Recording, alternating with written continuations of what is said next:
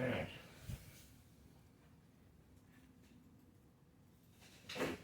It is down. Eat the carrot.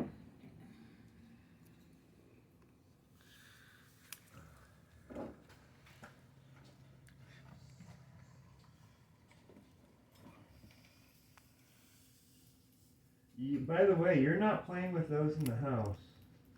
Okay.